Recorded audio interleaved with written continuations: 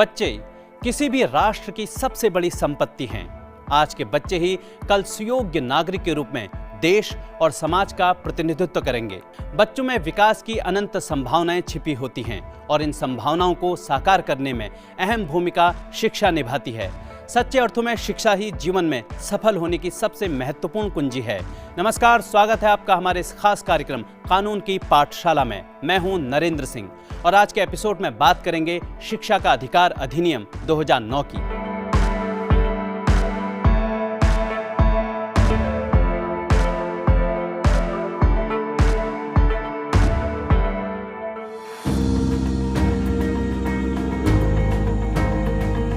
शिक्षा किसी भी राष्ट्र की उन्नति में महत्वपूर्ण भूमिका निभाती है।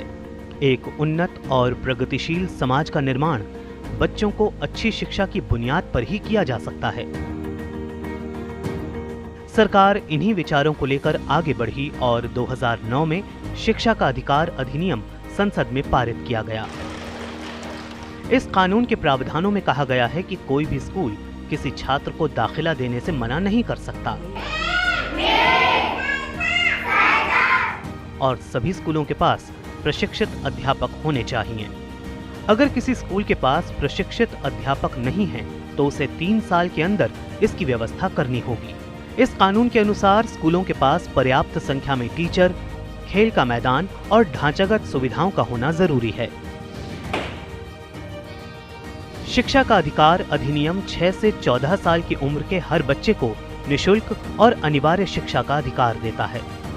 संविधान के 86वें संशोधन द्वारा शिक्षा के अधिकार को प्रभावी बनाया गया है।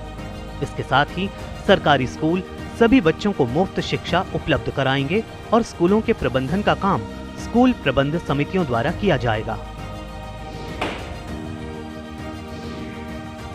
बच्चों के लिए मुफ्त और अनिवार्य शिक्षा का अधिकार कानून 1 अप्रैल 2010 को पूर्ण रूप से लागू हुआ। नो डिटेंशन पॉलिसी यानी प्राथमिक शिक्षा पूरी होने तक पिछली कक्षा में रोकने के प्रावधान को हटाने के लिए निःशुल्क और अनिवार्य बाल शिक्षा अधिकार अधिनियम 2009 में संशोधन के लिए निःशुल्क और अनिवार्य बाल शिक्षा अधिकार संशोधन विधेयक 2019 लाया गया, जिसका देश के राष्ट्रपति से मंजूरी मिलने के बाद 11 जनवरी 2019 में भारत के राजपत्र में प्रकाशन हुआ। 2 दिसंबर 2002 को संविधान में 86वां संशोधन कर इसमें अनुच्छेद 21A के तहत शिक्षा को मौलिक अधिकारों में शामिल किया गया। ये कानून 6 से 14 आयु वर्ग के बच्चों को कक्षा 1 से 8वीं तक की निःशुल्क शिक्षा प्राप्त करने का मूल अधिकार प्रदान करता है। कक्षा 1 से कक्षा 8वीं तक की आधारभूत शिक्षा प्राथमिक शिक्षा के रूप में परिभाषित हुई है। ये कानून कहता है कि सरकार बच्चों की स्कूल ड्रेस और पुस्तकों की व्यवस्था करेगी, जबकि बच्चों को मिड डे मील का लाभ मिलता रहेगा। इस कानून के द्वारा सरकार को निर्देश दिए गए हैं कि हर बच्चे को उसके निवास क्षेत्र के 1 किलोमीटर के अंदर प्राथमिक विद्यालय और 3 किलोमीटर के अंदर माध्यमिक विद्यालय की सुविधा दी जाए। निर्धारित दूरी पर विद्यालय न होने पर सरकार छात्रावास या वाहन की सुविधा उपलब्ध कराए। विद्यालय के लिए सरकार बजट का प्रावधान करेगी और उसे प्रभावी ढंग से लागू करेगी। इस कानून के अनुसार कक्षा में शिक्षक और छात्र का अनुपात 1:30 होना चाहिए, मतलब 30 छात्रों पर 1 शिक्षक नियुक्त हो। कानून के अनुसार किसी भी बच्चे को मानसिक यातना या शारीरिक दंड नहीं दिया जा सकता। ये कानून कहता है कि कोई भी सरकारी शिक्षक या शिक्षिका निजी शिक्षण या निजी शिक्षण गतिविधि में शामिल नहीं हो सकता। पढ़ाई पूरी करने तक किसी भी बच्चे को स्कूल से नहीं निकाला जा सकता और न ही कक्षा 8वीं तक किसी बच्चे को फेल किया जा सकता है। बच्चे को दाखिले के समय किसी भी तरह की प्रवेश परीक्षा नहीं देनी होगी और आवश्यक डॉक्यूमेंट के अभाव में विद्यालय में प्रवेश देने से मना भी नहीं किया जा सकता।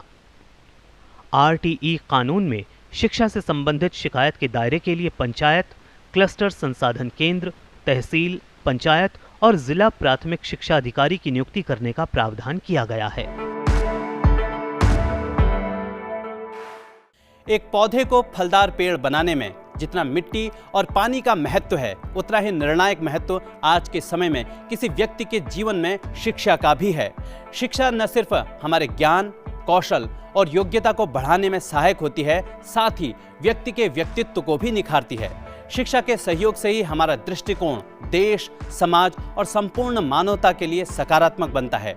ऐसे में शिक्षा का अधिकार कानून शिक्षित भारत के निर्माण में मील का पत्थर साबित होगा, क्योंकि पढ़ेगा इंडिया तभी तो आगे बढ़ेगा इंडिया। मिलते हैं कानून की पाठशाला के अगले एपिसोड में एक नए कानून की महत्वपूर्ण जानकारी के साथ। तब तक के लिए नमस्कार।